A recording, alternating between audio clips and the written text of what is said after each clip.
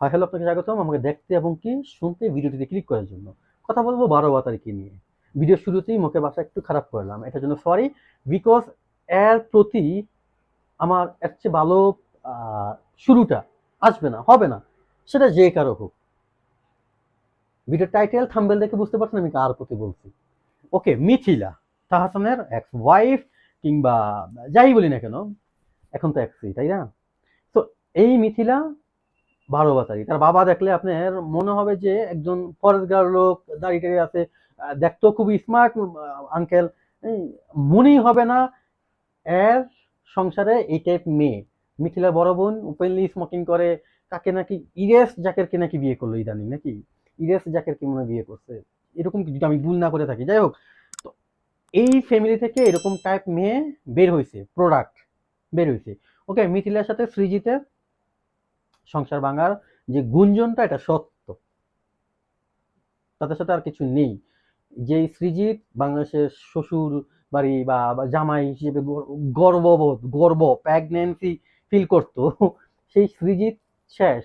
এত মজা, ফুলের মধু, আসলে ফুলের মধু ছিল কি? আসলে এটা তো মধু ছিল না, এটা কয়েকজনের খাওয়া জিনিস ছিল, বাসি, মানে একজনে খেয়ে ফালাইছে, আরেকজন নিছে, আরেকজন খেয়ে ফালাইছে, আরেকজন নিছে, আবার আরেকজন থাকা অবস্থা আরেকজন খাইছে। ব্যাপারটা এরকম ছিল না মিথিলার ক্ষেত্রে? হ্যাঁ, আমাদের মিথিলার ক্ষেত্রে এরকম ছিল। মিথিলার কিছু ভুটিটি কাজ ছিল বা হইছে, যেখানে খুব আবেগময়ী, আবেদনময়ী আর কি, সরি, আবেদনময়ী নারী হিসেবে দেখা গেছে তাকে। ও রে, মাই সেলফ অ্যালেন স্বপন ওই মুভিতে বা ওয়েব সিরিজে, সরি, মিথিলার যেই কেমিস্ট্রি বলেন না, কি বলবো আমি আসলে এটা নিয়ে।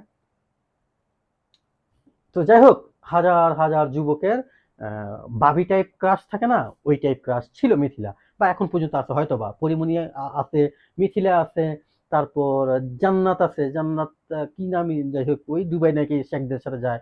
তারপর রিসেন্ট আবার যোগ হয়েছে আলগা সিদ্দিককে চিনেন? ওই যে আওয়ামী লীগের নমিনেশন চাইছে, পাইছে কি পাইছে না বাকি আছে বিষয়। আলগা সিদ্দিকের বউ, এক্স বউ, তারা ছেড়ে দিছে, দৌড় এই ফালতু। ওই মহিলা তো পুরাই আগুন লাগাই দিতেছে এখন।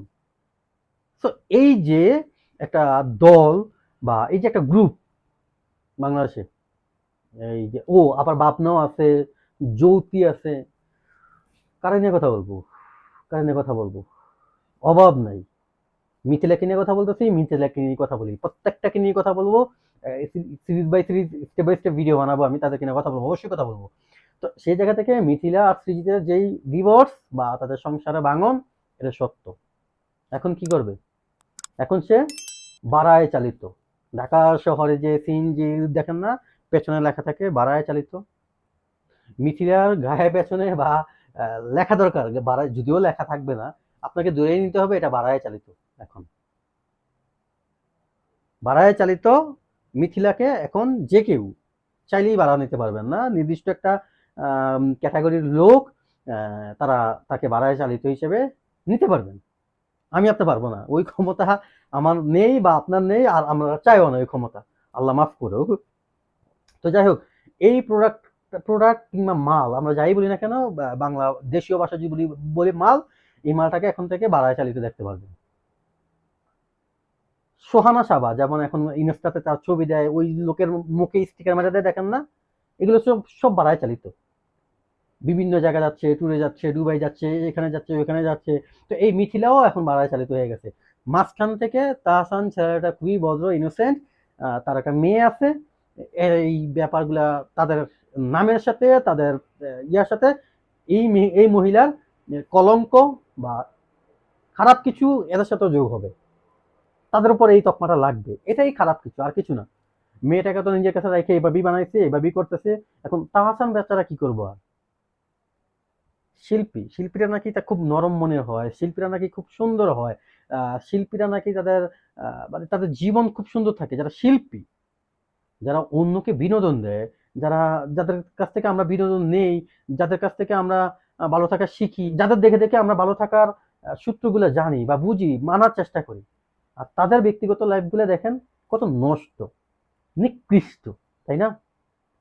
এরা নাকি শিল্পী, শিল্পী তো ছিল আমাদের আগে পরে, তো আমাদের বাংলাদেশের শিল্পী ছিল, শাবনূর ছিল, শাবানা আপা ছিল, আপা কেন বলি আমি, সরি, শাবনূরকে তো আপা বলতে পারি না আমি, আমার বয়স অনুযায়ী আর কি। তো যাই হোক, আগে পরে শিল্পী ছিল, কই তাদের ব্যাকগ্রাউন্ড, তাদের পার্সোনাল লাইফ এরকম তো একবারে খুব নিকৃষ্ট হয়নি, এত নষ্ট হয়নি। মৌসুমী পর্যন্ত নিজেকে একটা জায়গায় নিয়ে গেছে, যদিও আগে পরে যা কিছু করছে সেটা সে করতে পারে, বাট সে মাঝখানে একটা ডিক্লেয়ার দিছে আমার ছবি সবগুলো রিমুভ করে দেন, ডিলিট করে দেন, আমি চাই না আমার মৃত্যুর পরে এটা হোক, কেউ আমাকে দেখুক। এতদিনে এসে বুঝে আসছে মাথায়। তো যাই হোক, এই বিষয় নিয়ে কথা বলে রাত দিন কথা বলে যাইব। 12 বাতারি থাকবে, সে এখন বাড়ায় চালিত। চলেন, তো সে পর্যন্ত সবাই ভালো থাকবেন, সুস্থ থাকবেন। আমার ভিডিও ভালো লাগলে অবশ্যই লাইক করবেন, শেয়ার করবেন। ভিডিও সম্পর্কিত যে কোনো মতামত কমেন্ট বক্সে কমেন্ট করবেন। তো আজকে এই পর্যন্তই, টাটা।